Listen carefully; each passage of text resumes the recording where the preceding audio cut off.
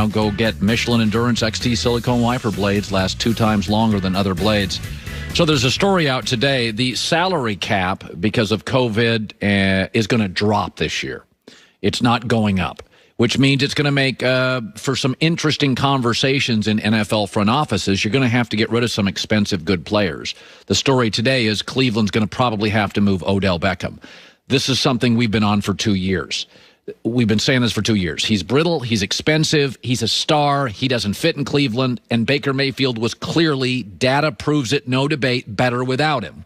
This goes to a root argument that people struggle with. The idea that more talent is always better for football teams is not true. There are individual talents with young quarterbacks where they sometimes feel pressured to throw the ball to them.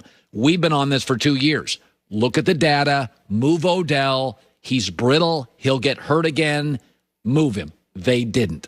Now they're stuck because he's missed 25 games over the past 4 years.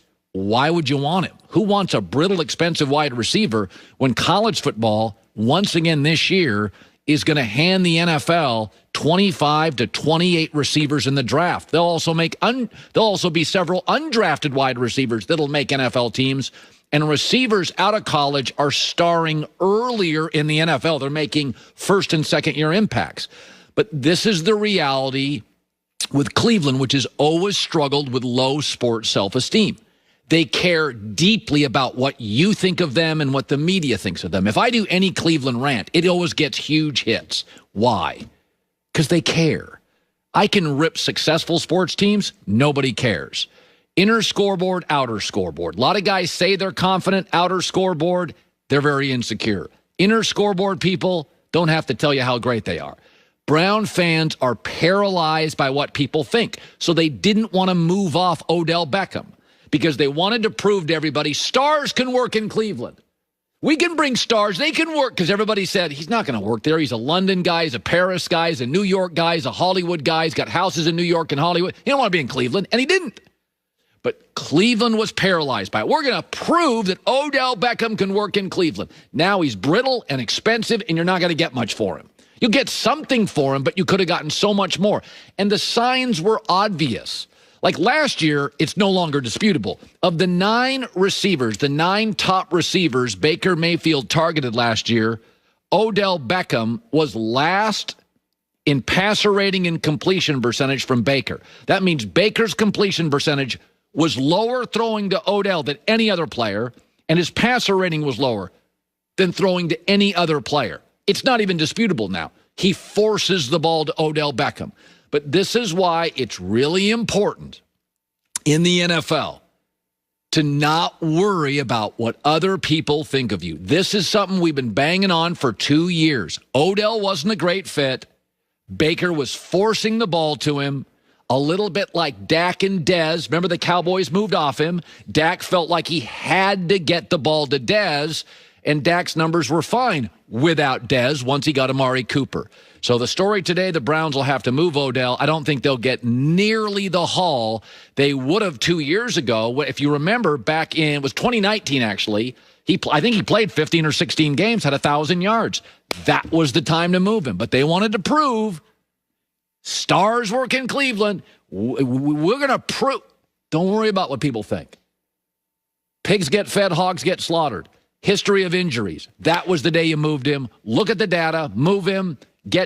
You could have gotten a first-round pick for him. You'd be out of your mind to give a first-round pickup for Odell Beckham now. You'd be out of your mind. Expensive and hurt all the time.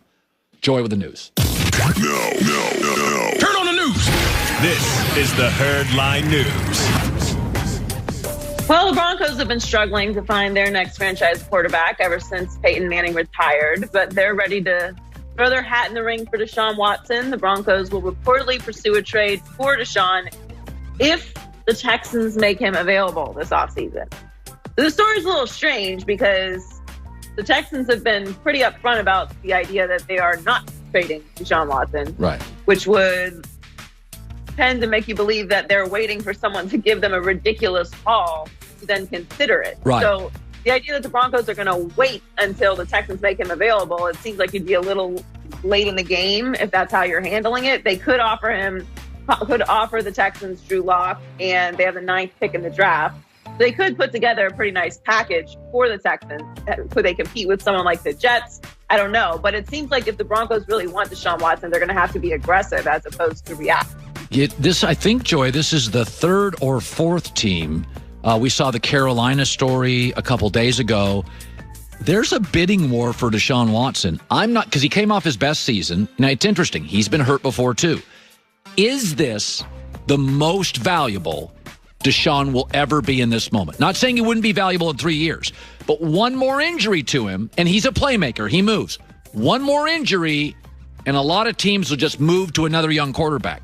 I could make the argument, Deshaun off his best year, he has been healthy. This is the moment if you're going to move him, this is the year. Now, you don't want to move him ideally, but Joy, Denver now, this is the 3rd team publicly we've heard about. You got a bidding war. You could get now 4 first-round picks, a bridge quarterback, second-round picks.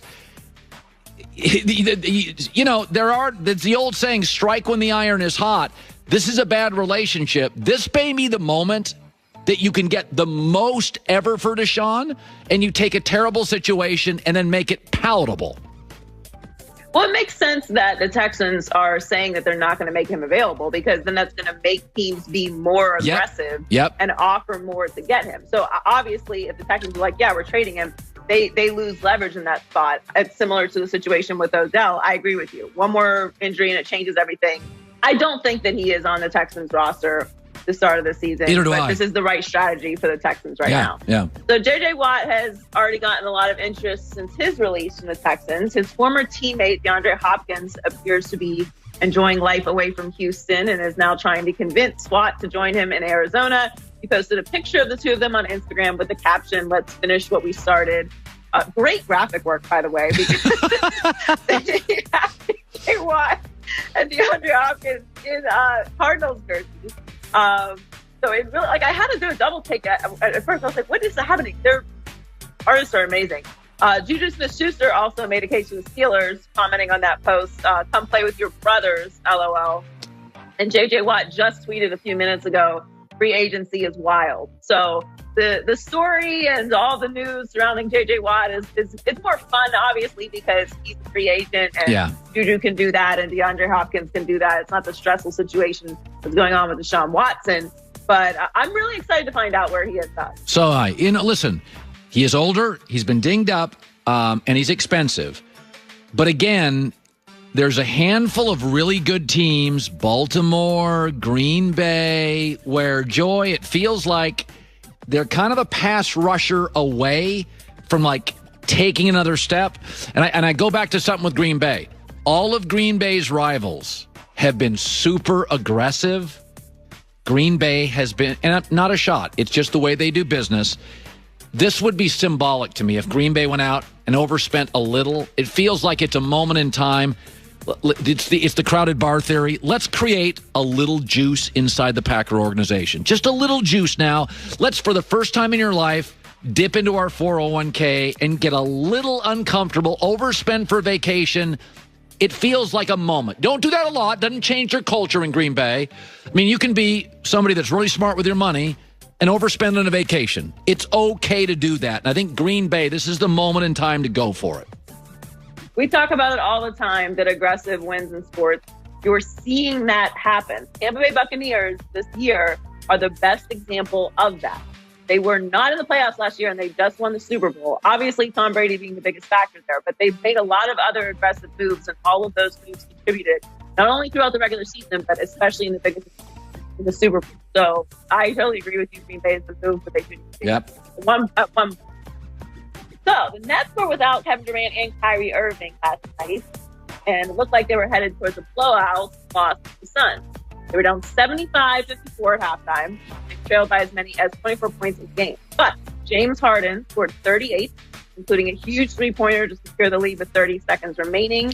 Brooklyn was also able to slow down the Suns' offense, holding them to just 49 second half. Yep. 124 win.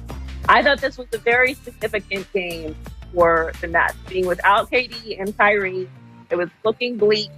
They kicked up the defense second half, and everyone contributed. Joe Harris at 22 points, 4 rebounds. Jeff Green at 18 points, 8 rebounds. And the Suns are the hottest team in the league right now. Like, they've been playing unbelievable basketball. Chris Paul at 29 points, Devin Booker at 22 points.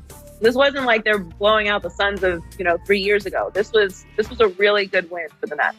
Yeah, I think I didn't watch it. Devin Booker apparently struggled a little bit down the stretch, and that opened the door for the Nets and James Harden to pull it out.